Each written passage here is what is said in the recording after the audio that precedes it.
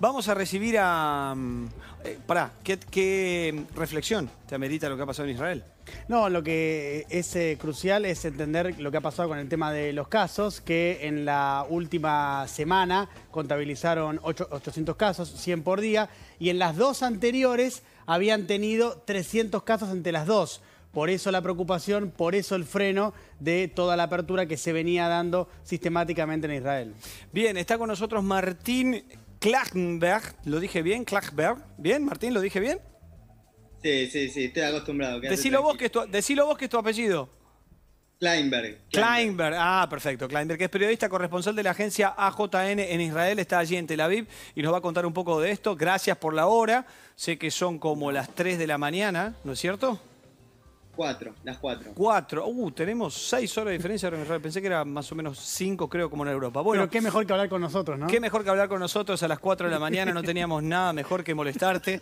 Así que gracias, Martín. Ponenos en autos, porque acá en un rato vamos a hablar con el ministro de Educación para preguntarle si volverían las clases en Argentina. Allá habían vuelto, pero ahora de nuevo todos para adentro. ¿Qué pasó? Bueno, acá la situación fue más o menos así. El 4 de mayo se levantaron las restricciones y esa misma semana se reanudaron las clases. Se hizo de manera muy gradual. O sea, en primer lugar empezaron algunas edades, los alumnos de primer y segundo grado, y se aplicó un sistema que se llamó la cápsula, que fue muy efectivo, en el cual cada grado estaba dividido en dos, cada uno con un docente en particular, y en el cual no tenían contacto nada más que con esas 15 personas. Los chicos. Después, con el correr del tiempo, los casos se mantuvieron bajos y se reanudó toda la actividad escolar. Y por cuestiones de espacios, las escuelas no podían hacer más aplicar este sistema que se llamaba la cápsula, y entonces se restableció normalmente lo que fue la educación. Con el correr de las semanas esto se mantuvo normal hasta que a finales de junio, la semana pasada y a finales del anterior, una escuela de Jerusalén llamada Gimnasia Rejavia reporta casos de coronavirus. Y ahí se aplica el protocolo. Se cierra la escuela y se manda a todas las personas del establecimiento a hacerse testeos. De esos testeos sale que 160 entre estudiantes y docentes estaban infectados. A partir de ahí, la semana pasada, se reportaron casos son ya 140 escuelas las que se cerraron, y se mandó a todos los estudiantes y docentes a hacer testeo. Escuchame, Martín, ¿puede ser que leí algo de un transporte escolar de donde suponen previno el contagio masivo en esa escuela? ¿O de haberse reunido...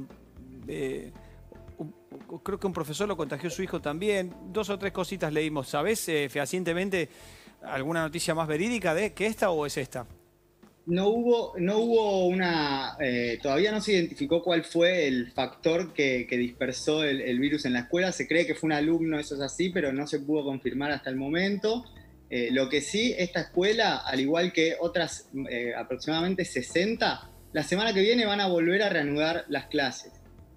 Esto es que se desinfectó la escuela, a todo el personal y a todos los estudiantes se les hizo los testeos. Los que están infectados obviamente no van a poder ir, pero el resto va a volver a las actividades normales. Por eso es que no hay una vuelta atrás, sino que se está aplicando el protocolo que se dijo al principio, que aplica tanto para escuelas como para comercios o como para restaurantes o bares. O sea que, perdóname, Martín, lo bien preparado que está el protocolo de acción de Israel no es el titular una vuelta atrás de las clases y todos adentro, es desinfectar el lugar donde estaban todos, volver a su casa, testear a todos los que estaban y volver los que están sanos, los que no siguen en cuarentena, para terminar el ciclo lectivo, que entiendo le falta un mes o un poquito más.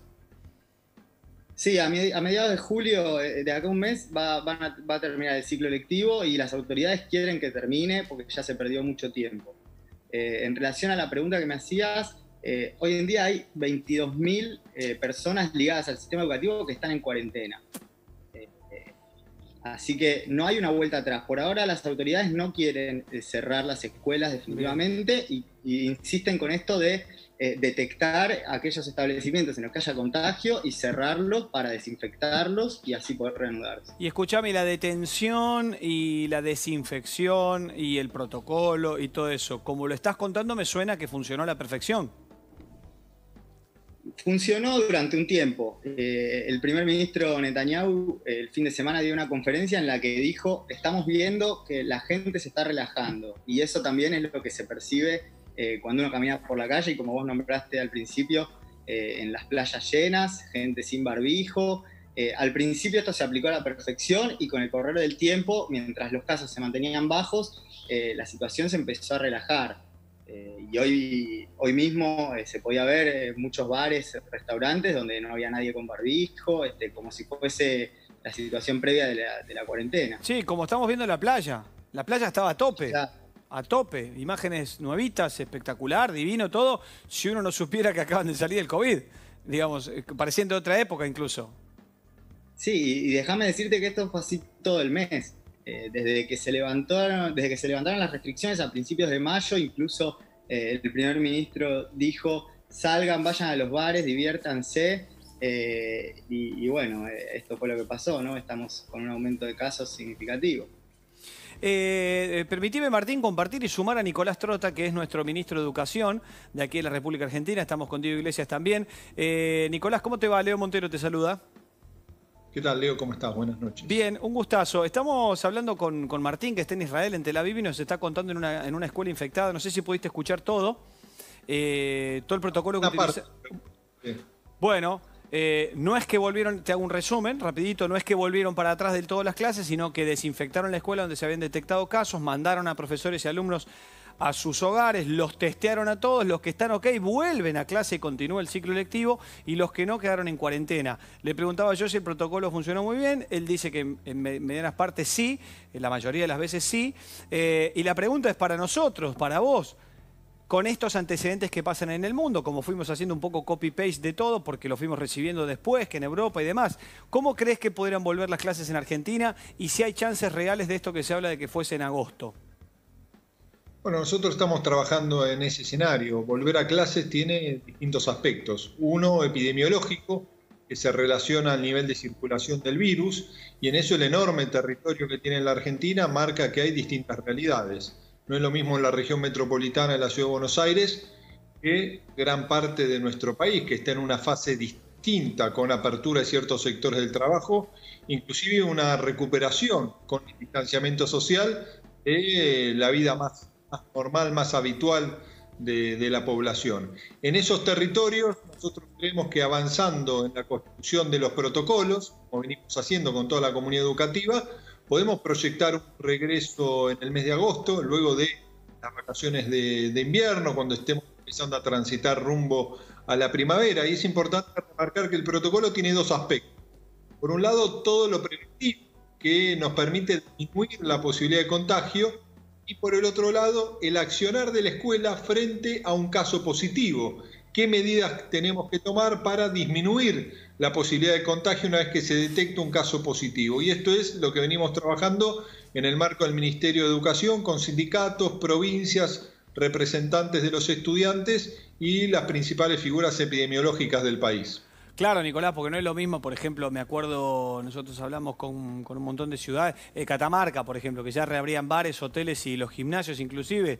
Creo que Catamarca fue una de las que no tuvo ni siquiera nunca un solo caso. Y la única. La única. En un momento era Formosa y Neuquén, y también terminaron teniendo. Bueno. Pero digamos, ya hay 18 provincias que están ok. Entonces, claro, es distinta la modalidad. A ver, hablando puntualmente de Cava, Ciudad Autónoma de Buenos Aires, la capital del país, y provincia de Buenos Aires, que son los lugares más poblados de la Argentina, ¿no tienen la misma chance en agosto que el resto, básicamente?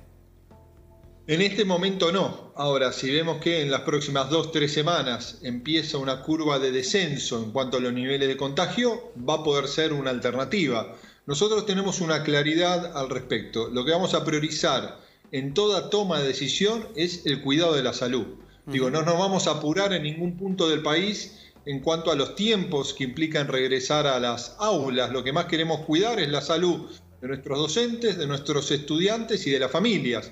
Por eso creemos que el primer paso no es un paso educativo para ir a la escuela, es un paso epidemiológico, que luego debe ser fortalecido por los consensos, el diálogo, porque también es real que hay temores en ciertos sectores de nuestra comunidad en cuanto al regreso a la escuela. Por eso, con información y con mucho diálogo, podemos ir derrumbando esos temores y proyectar el regreso yo diría masivamente, si se sostienen los niveles de circulación, en el mes de agosto.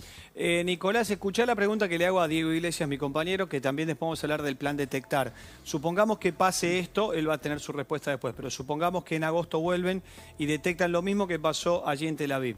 ¿Está preparado Argentina, cualquier lugar de Capital Federal o de Gran Buenos Aires, para ir y hacer eso, desinfectar esa aula, mandar a esa gente controlada a sus casas, después hacerle los testeos y que vuelvan a clase los que sí y los que no sigan en cuarentena? Con respecto al detectar, te lo pregunto, o en general, ¿estamos preparados? La verdad que en términos generales sí, depende la cantidad de los casos que se den y los focos que se den. Si repentinamente tenés muchas escuelas a la vez en lo que sucede lo mismo, seguramente la situación se va a complicar. Pero lo que sí es cierto que todo este tiempo, desde que empezó la cuarentena obligatoria, ya por fines de marzo hasta la fecha, más lo que falta todavía para llegar al inicio de las clases, es tiempo suficiente como para que esté preparado para estos tipos de protocolos que tienen que ver con la detección temprana. Porque en definitiva, ¿cuál es lo virtuoso de esta situación? Es que cuando vos detectás un caso, aislarlo rápidamente para evitar la cadena de contagio. Obvio. Y de esa manera que la escuela, por ejemplo, pueda seguir funcionando. Claro, ¿estamos preparados, Nicolás, entonces?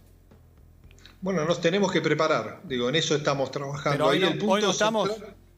No, lo estamos trabajando, digo, si vos me decís mañana vamos a volver a la escuela, no podemos todavía, porque hoy no, por además eso. Los protocolos demandan capacitación de toda nuestra comunidad educativa, ¿no? Y hay que prepararse, hay que dividir las aulas, el distanciamiento social. Un punto importante, tenemos que disminuir el contacto entre los estudiantes de distintos grados para poder aislar el grado y no tener que aislar toda la escuela. Y en esto también tenemos que ser muy cuidadosos y respetuosos de los protocolos. Digo, entre turnos va a haber que, en una escuela que tiene más de un turno, va a haber que desinfectar el aula. Entonces, y la desinfección implica una limpieza mucho más profunda.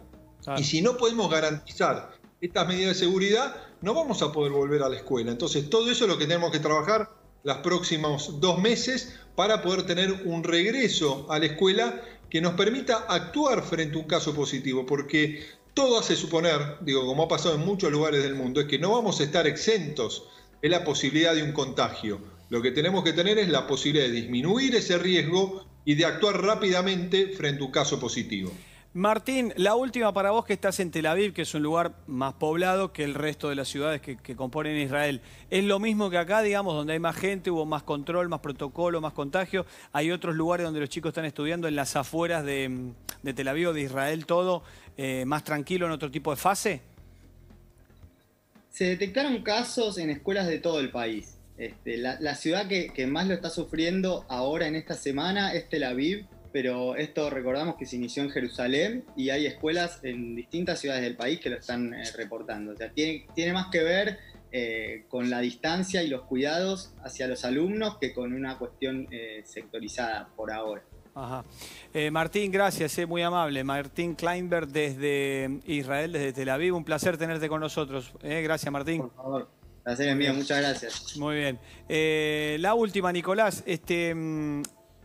¿Cómo ha sido la educación online hasta acá? ¿Cómo ha sido la educación en cuarentena? ¿Tenés un resumen general de cómo han estado estudiando los chicos de distintas edades a lo largo del país?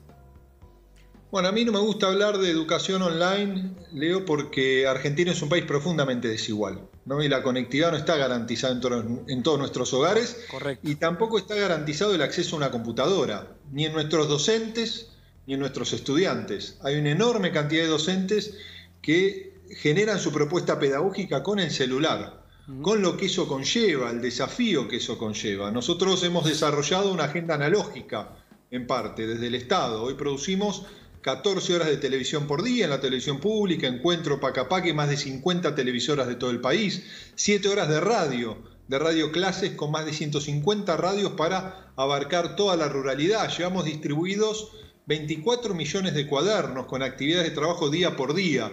Esto que ha permitido una continuidad pedagógica que está principalmente en cabeza de los maestros y las maestras, que sostienen con mucho esfuerzo este desafío frente a la pandemia. Y la semana pasada iniciamos una evaluación federal, nacional, de respuesta del sistema educativo a esta situación, que vamos a tener en 6 semanas el resultado final, que incluye una encuesta a 25.000 docentes, 8.000 directivos y 2.800 familias para tener un dato objetivo y que nos permita seguir planificando el trabajo de todo el año.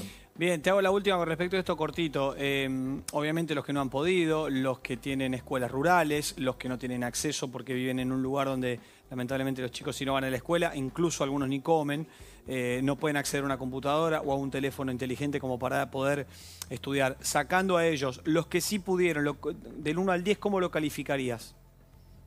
No, hemos dicho que no queremos calificar en este momento. La evaluación tiene que ser más una evaluación pedagógica. Bueno, malo, regular, bien. No, nosotros decimos que hoy tenemos que valorar el esfuerzo de docentes, el esfuerzo de maestros, el esfuerzo de las familias y los estudiantes.